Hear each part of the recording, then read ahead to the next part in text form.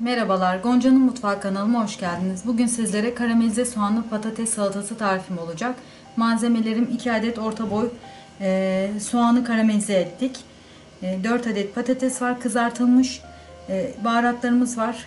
Pul biber, karabiber ve kekik kullanacağız. Yapacak deneyecek olan herkese şimdiden afiyet olsun. Kanalıma abone olmayı unutmayın.